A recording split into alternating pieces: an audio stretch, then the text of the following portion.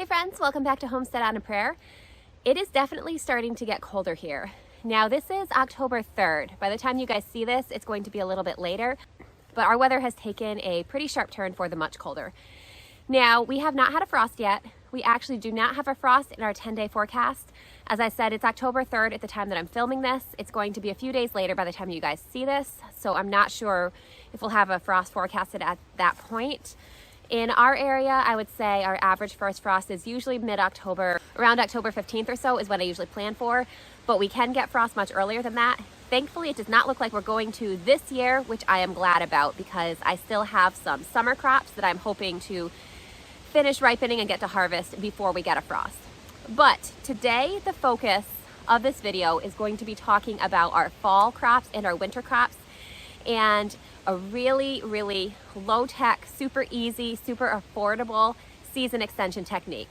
Now this is probably my go-to way to extend the season when it comes to growing past the first frost, because it doesn't require any special equipment. Now you are going to have to most likely purchase a couple things, but they are things that are very affordable and they're things that you should be able to find at your local home improvement store. I got all of my supplies at my local Home Depot. This season extension technique is not going to work on cold sensitive crops that will be killed by your first frost, like tomatoes, peppers, beans, anything like that. This is not going to work. What it is going to work on is things that are tougher, like lettuce, like kale, cabbage, radishes, stuff like that that can withstand a frost, that can withstand a little bit of cold and just needs a little extra weather protection to last a little bit longer. So those are the types of plants we're going to be protecting. You can see behind me I have lots of fall lettuce in the bed behind me. I have some kale, I have some Asian greens.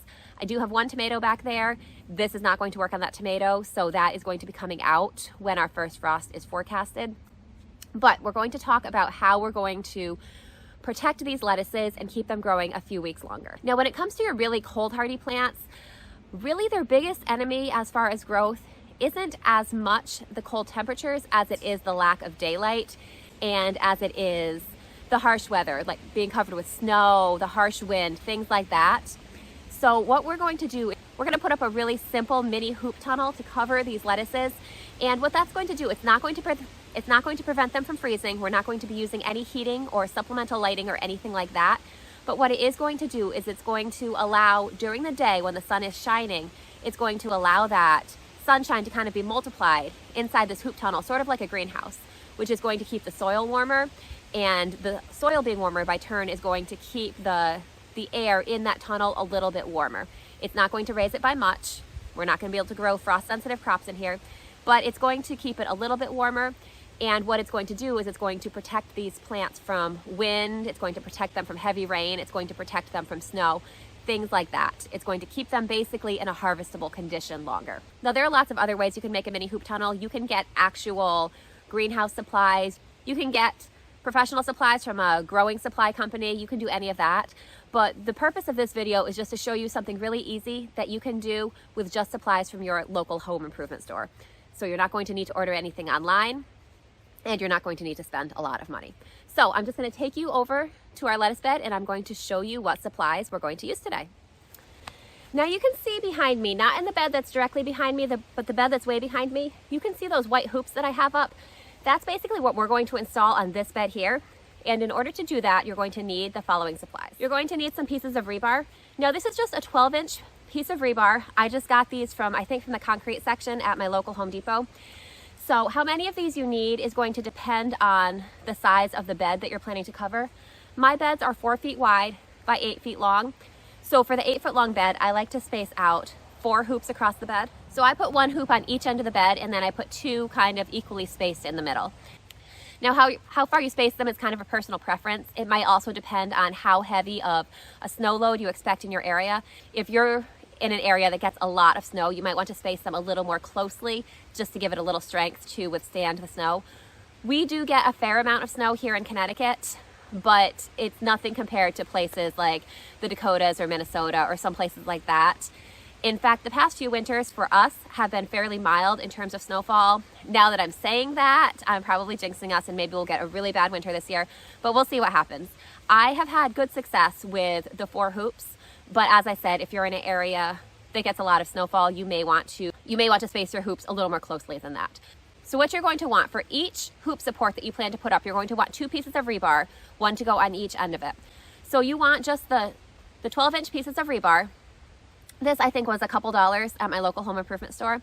One thing you want to look at when you're purchasing the rebar, you want to look at the individual pieces. If you can see on the end here, how it's slightly flattened on the end, you want one that doesn't have a lot of overhang on the edges. Some of them are kind of flattened and a little bit twisted out. You want it to be as straight as possible. It's kind of hard to describe what I'm saying, but if you look at the actual rebar at the store, you'll see what I'm talking about pretty quickly. You want some that overhang the edge as little as possible. And the reason for that is because the second thing that you're going to need are these lengths of PVC, and you want, see how it's hollow there? You're going to want to be able to slide that over the rebar like that.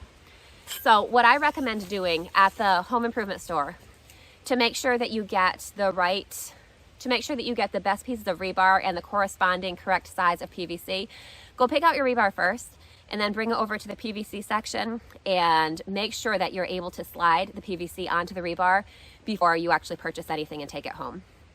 Now, these PVC pipes here, as I said, I got 4 for each bed. These came in 10-foot lengths.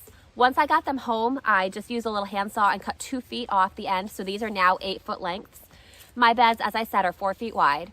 So having these twice as wide as the bed allowed me to arch it and have a reasonable height to my bed. Now you can make it a little bit taller if you want to be able to grow taller plants underneath. This is all really personal preference. You can kind of learn what works best for you from trial and error. As I said, the 8-foot lengths work well for me. Now the final supply that you're going to need is some heavy duty clear plastic. So you can see I have this plastic here. I just went to the paint section of my local Home Depot and I found the thickest clear plastic I could find. This, I don't remember for 100% certainty, but I think it was about 6 mils. The thicker it is, the more insulation it's going to provide. It is also going to filter out more light, but most of the plants that you can grow this time of year are also okay growing in partial shade as well. So I just purchased the thickest piece of plastic that I could find there. I want to say it's 10 feet wide, which works perfectly with my 8-foot long pieces of PVC because that allows me to cover all the way down to the ground and have a 1-foot overhang on each side. So that works really well. I believe what I purchased was a 10 by 25 foot roll. So that allowed me to cut it into sections, and I have enough to cover 2 full beds with a little bit left over. So now our bed is 8 feet long. Remember, you are going to need a little bit additional length beyond that to cover the open area on the end and go down to the ground. You don't want to leave anything exposed. So this is super simple. I'm just going to show you how I install one of these hoops, and then we're going to put up the hoop tunnel and I'll just show you the final result. What I like to do is I like to install the rebar on each end and then just kind of space the rest of them equally down the length of your bed. As I said, how many you have is going to depend on how long your garden bed is. And I'm just going to take this and we're going to be really fancy and high tech here, and we are going to pound this into the ground with a rock. If you want to be a little more professional than me, you could definitely use a hammer or a rubber mallet. But I'm going to say that I have slammed my fingers several times with a hammer or a rubber mallet, and I have not done that with a rock. So I, just for that reason, prefer to use a rock. All right, so you can't tell here because my dirt has kind of spilled over the edge of the raised bed, but the edge of my raised bed is right back here. So I'm just going to put this just a couple inches past it. My ground is pretty soft, so I can push it down at least part of the way just with my hands.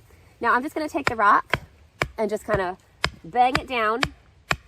You want to have a very small amount showing, probably about 2 inches or so. Now, if your ground is rocky like mine is, you might have to kind of try this a couple times, kind of playing around with the spot that you've chosen. I usually kind of have to settle for just the best placement that I can and not perfect placement, because a lot of times there's a big rock right under the ground, right where I want to install this. So we're just going to bang this down until there's a couple inches left, and then I'm going to show you how we install the pipes. All right, so we've gotten all of our rebar installed. I have 4 down each side of my bed. So I'm just going to go ahead and line up the pipes, and I'm just going to show you just how super easy and simple it is just to install those over the rebar. So we'll start down here on the end. I know it's a little bit hard to see, but the piece of rebar is right here. So what we're going to do is we're just going to take this hollow end of the PVC, just like I showed you before, and we're going to slip that over the rebar. Just slide it down. And that's the reason you don't want your rebar to be sticking up too far out of the ground. Well, there's two reasons really. One is that you want it to be secured down deep into the ground so that it really gives your pipe a strong anchor. The other reason is that once your pipe curves, it can be kind of tricky to slip it onto the piece of rebar that's really tall. It kind of doesn't seem like it would be that difficult, but trust me, when you're working with it, it's a little bit tricky. So we've got this end of our PVC secured. We're going to go over to the far end of the bed and find the corresponding rebar on the other side and just get that installed. So I'm down here at the far end of the bed. The other rebar piece is down here. So we're just going to take the other end of our PVC pipe. We're going to find the corresponding rebar and just slip it right on right here. Sometimes you have to use a little bit of force to really make it go on. So here you can see we've got our first hoop installed. So I'm just going to go ahead and install the other three, and then I'm just going to show you what it looks like once we add the plastic.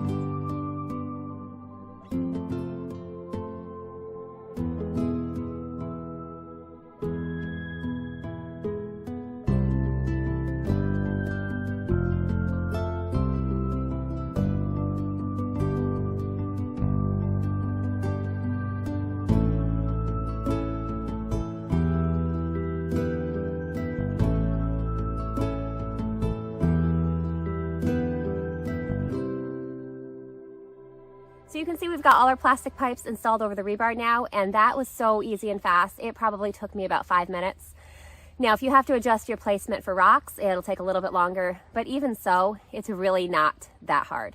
So I'm going to go ahead and grab the plastic, and I'm going to show you guys what it looks like with the plastic installed. So I've got this big sheet of plastic here. I'm just going to go ahead and unfold it out over the bed, make sure we've got it oriented the right direction, and then I'm just going to show you the really high-tech method that I use to hold down my plastic.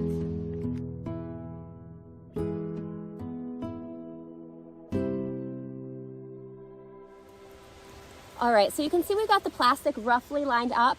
What we're going to want to do is just stretch it out as much as we can to make sure that it is as taut as possible, because that is going to provide the best coverage. It's going to allow for the most light to filter through, and it's just going to be the best as far as easy snow removal and not sagging and everything like that. So let's go on over and take a closer look. So I'm just going to use a combination of old wood scraps that I have lying around and random rocks that I have lying around my garden, and I'm just going to weight down all the edges and pull it as tight as possible. Now, you do want to make sure, if you're using rocks, you don't want to be using rocks with rough edges, because they could pretty easily, this plastic is pretty heavy duty. But despite that, if you're using a heavy rock with sharp edges, you could get some tears in your plastic, and then it's just not going to work as well. It's going to let cold in and it's just not going to last. So one thing you want to do, this is made a little more complicated in my case by the fact that I have cattle panels on the ends of my beds here. But you want to make sure it goes all the way down to the ground on the ends. And then I'm just going to kind of secure the corner with a rock like this. So I'm just going to go up and down the bed, making sure that it's pulled as tightly as possible and that there are no big gaps or anything like that. You're going to kind of have to play with it and adjust it as you go a little bit, but it's not. Once you have it laid out like this, it's really not that difficult. It just takes a little bit of finessing.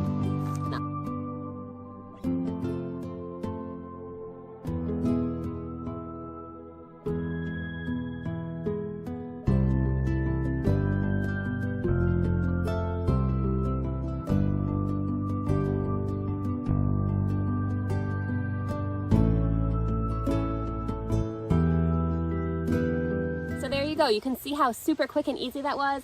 I think the entire installation probably took me at most 10 minutes. And if you had a second person helping you to help you align the plastic and stretch out the plastic, it'd be even faster. Now, I didn't line up this plastic completely perfectly because I'm not planning on leaving it on. We are not expecting a frost for a couple more weeks. So I do not want to cover my plants until it starts to get really cold, because I do not want to bake them. During the day when the sun is shining on it, it will get significantly warmer in there, and I do not want to cook my lettuces.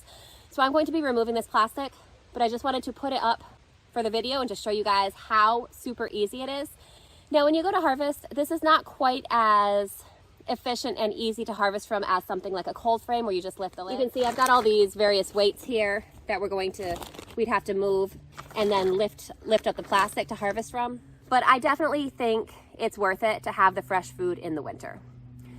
So I'm just going to open up the end of this tunnel. I'm just going to show you guys what it looks like inside, and you can see how snug and cozy our greens are for winter.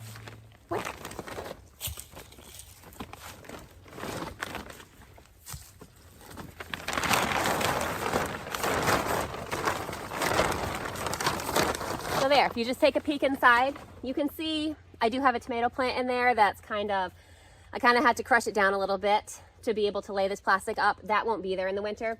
But you can see all the lettuces are looking nice and cozy in here. And this is just going to offer some great protection for them and a little bit of a longer harvest season for us. So thank you guys so much for hanging out with me today while I installed my really easy hoop tunnel. So I hope that you guys are inspired to try something like this. There are so many great ways to extend your growing season, and that's especially important for those of us who live in the north and have a pretty short growing season. Now you can get fancy, you can have a greenhouse, you can have a really nice cold frame. There's all kinds of ways you can extend your growing season, but I really like this because this gives me the use of my full 8-foot by 4-foot garden bed, and it is so easy and it's so affordable. Now I would love to eventually have a greenhouse too. On this property that I'm at right now, I don't really have a good spot for a greenhouse that gets enough sun. So this is kind of how I'm making do in the meantime. So if you guys have any other quick and easy season extension tips, go ahead and leave them in the comments below, especially if it's something that is budget friendly and easy to do. I would love to hear your suggestions. Here in Connecticut and New England, we're known for pretty long winters, and so I would love to make the most use possible of the growing season that I do have. So go ahead and leave your tips. I will read through them, and I'm sure other people watching this video would love to read through your tips as well. So I hope you guys are having a great day. I hope you're getting ready for a fall harvest and a fall garden season, and maybe even getting ready to grow into winter a little bit. So I hope to see you guys again soon, and I hope your fall gardens are doing well. All right, I'll see you guys next time. Bye.